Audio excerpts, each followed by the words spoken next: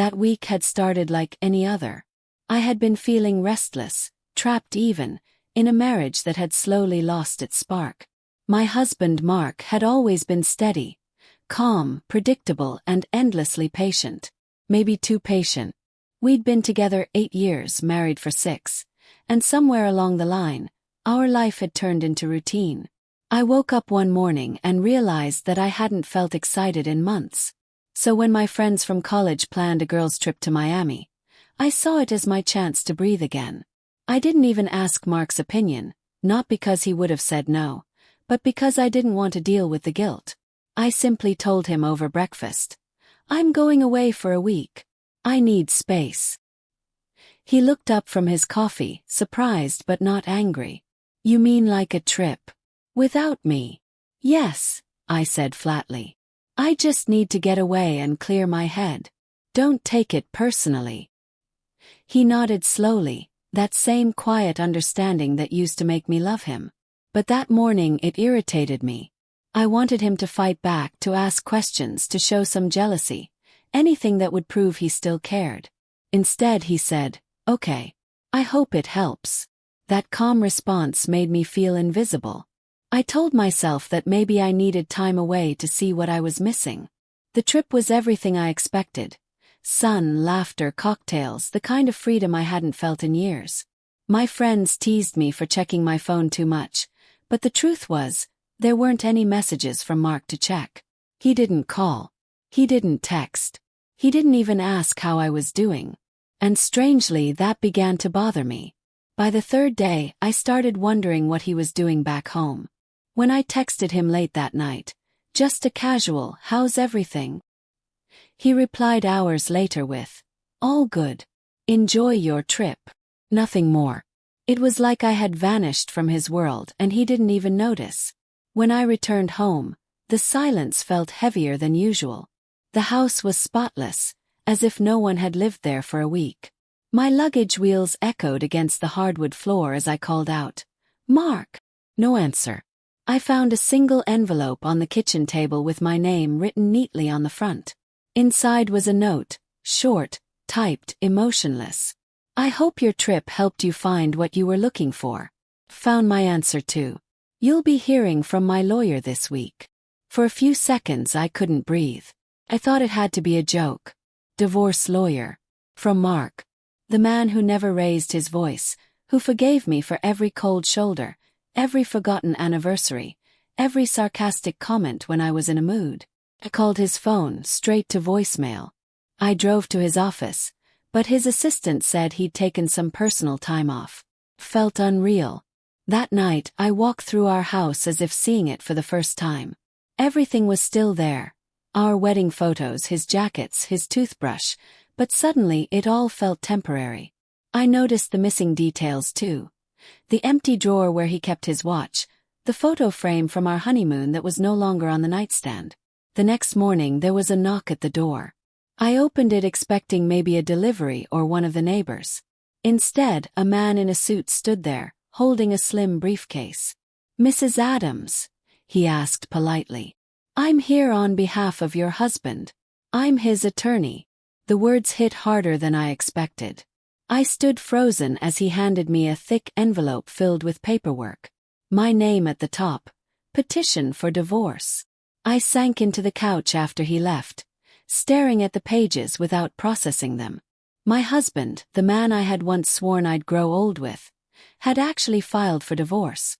And the worst part, he hadn't even yelled, argued, or begged me to stay. He'd simply decided he was done. For the first time in years, it wasn't me in control. I didn't sleep that night. I sat on the living room couch, surrounded by silence and divorce papers, trying to piece together how things had spiraled so quickly. Mark had always been the constant, the one who never gave up, no matter how distant I became. But now, it was as if he'd quietly built an escape plan while I wasn't paying attention. I read through the documents, expecting bitterness, accusations, something dramatic. But it was all clean, professional, almost gentle, just like him. No blame, no anger. It was the simplicity that broke me.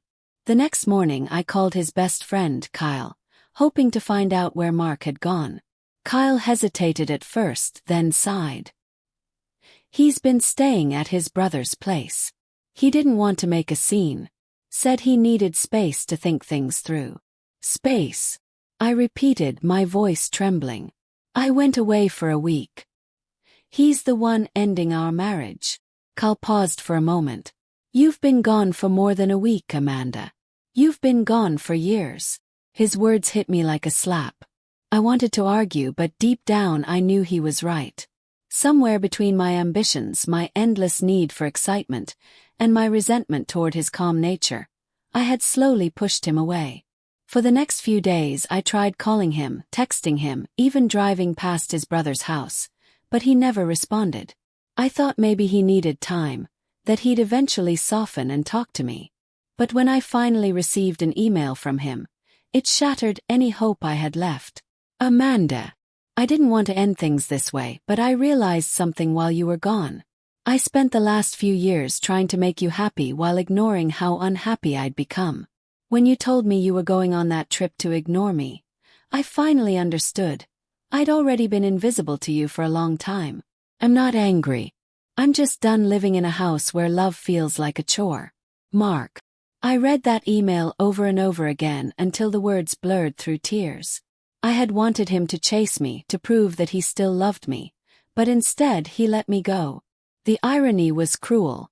I had gone searching for space, and he had used that same silence to find his freedom. Weeks passed. I signed the papers, hoping it would somehow make the ache stop. But each day without him made me realize just how much I had taken for granted. His quiet kindness, his steady voice, the way he always left coffee ready for me even after an argument. One afternoon I ran into him at a cafe downtown. He looked different. Lighter, more confident, like someone who had finally learned how to breathe again. When our eyes met, he smiled politely, the kind of smile you give to someone you used to know. "Hi, Amanda," he said softly. Could barely speak. "Mark, you look good." "Thanks," he replied. "I've been doing better. How about you?" I lied and said, "I'm fine." But I wasn't. Seeing him like that, free of the weight I had unknowingly put on him, made me realize just how much he had loved me once. And how I had mistaken his patience for weakness. As he turned to leave, I wanted to stop him, to tell him that I finally understood, that I would have done anything to fix what we broke. But the moment passed. Some words come too late, and some people learn their value only after they walk away. When I got home that evening, I found the old photo album from our honeymoon tucked away in a box. I flipped through the pages, stopping at a picture of us laughing under a rainstorm in Venice. Back then I thought love was supposed to be exciting, unpredictable, wild. I never realized that real love was often quiet, steady, and patient, like Mark had been all along. The next day I sent him an email. I didn't ask him to come back. I just wrote, "Thank you for teaching me what love actually looks like. I'm sorry I learned it too late." He never replied. But maybe he didn't need to. Sometimes the hardest lessons in love aren't about what we lose. They're about what we finally see once it's gone.